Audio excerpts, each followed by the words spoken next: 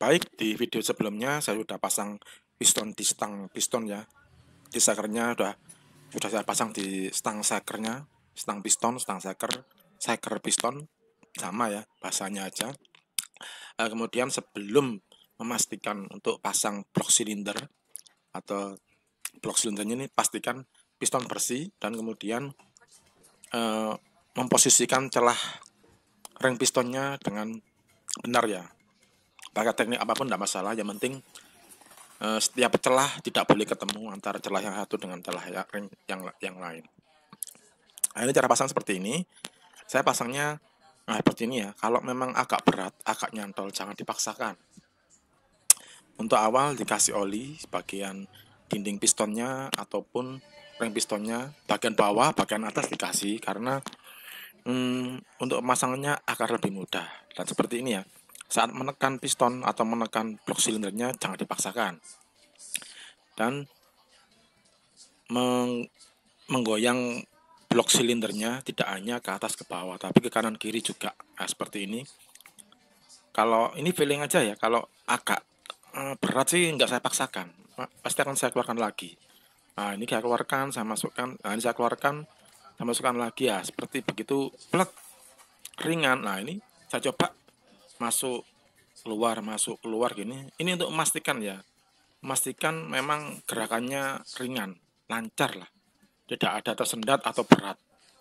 Jadi tidak hanya saat memasukkan blok silinder ke piston atau masukkan pistonnya ke boring blok silinder itu digoyangnya kanan kiri ya, digerakkan digoyangnya kanan kiri agar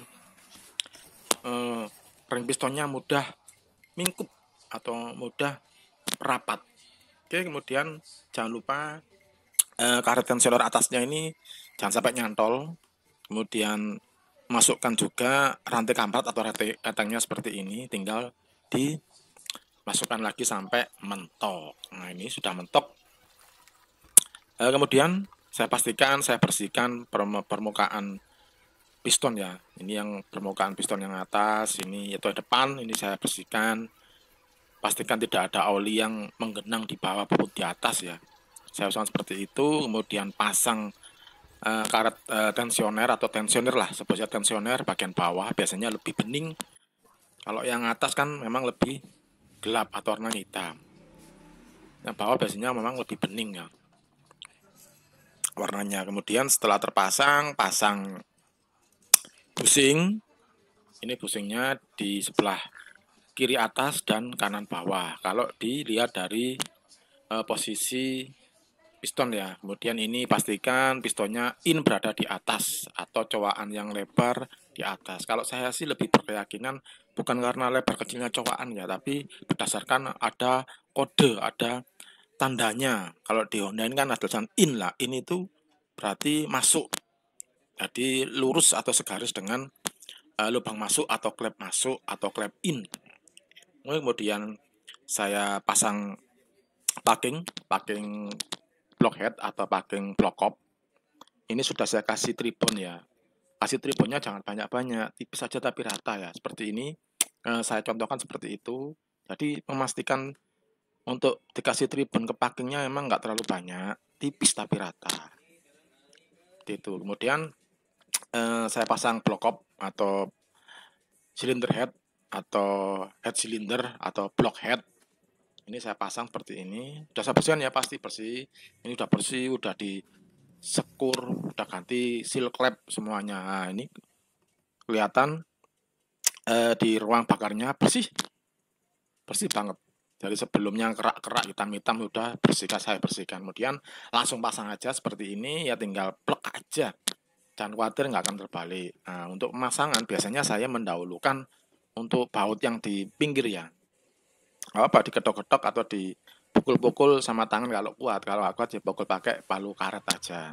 Kalau saya kebiasaan digedrok sama tangan gitu, kalau udah center langsung plek lurus, langsung langsung plek, langsung terpasang plek. Nah, kemudian saya pasang. Ini adalah baut. Ini baut pinggir-pinggir. Ini bautnya baut panjang 2. Ini adalah baut M6 atau baut kunci 10. Nah, ini emang saya pasang duluan ya. Ini nggak saya rapatkan sih, cuman saya agak mentokkan tapi nggak saya rapatkan karena saya dahulukan rapatnya di murnya block up ya. Nah ini mesin block up ini saya dulukan. Nah ini berarti saya tujuannya sih tidak miring ya. Nah ini saya kendorin sedikit aja. Jadi cuma mentoki kemudian saya kendorin dikit. Dan setelah yang bawah pastikan saya pukul dengan palu paret, saya pastikan plek, nggak ada longgar ya, ada kelonggaran di antara blok silinder dan blok head atau di antara paki nggak ada celah lah. Udah rapet, kemudian saya pasang ring, ini ringnya mur blok head ini ada 4 sama semua ya di semua jenisnya sama. Beda dengan motor-motor lama yang biasanya ada untuk saluran oli itu ada yang warna kuning atau yang tembaga. Kemudian untuk mur juga sama. Biasanya beda kalau motor-motor dulu kan bedanya di ring ya. Ring kalau ini sama semuanya. Karena kan beda ya, karena keluarnya oli itu sudah di dalam semuanya, nggak ikut keluar di seperti blok-blok yang lama ya. Jadi langsung kencengin aja. Kalau saya sih ini pakai kunci 14 ya. Saya pakai kunci sok 14 agar tidak merusak lah, tidak merusak di murnya. Nah, setelah terpasang semuanya, pasang dengan kencangkan, saya rapatkan pakai adalah kunci sok 14 seperti ini. Nah ini pertama sih nggak saya kencengin rapet ya, saya ratakan dulu sampai benar-benar mur blokopnya ini plek ya, sampai plek. Nah, nggak rapet kan, plek gitu aja. Plek, feeling aja sih, nggak ada ketentuan karena saya nggak punya alat, belum punya alat sih, belum punya alat torsinya. Ini gini aja. Nah, kemudian kalau sudah plek rata semua, feeling ya ini ya, biasaan aja feeling. Nah, kemudian saya pengencangannya untuk pengencangan saya pakai seperempat putaran dengan teknik silang. Nah, seperempat putaran teknik silang, seperempat lagi. Nah, pastikan semuanya seperempat ya, itu aja. Kemudian saya tambahin lagi, tambahin seperempat juga, nggak apa-apa, nggak ada masalah, sama kok.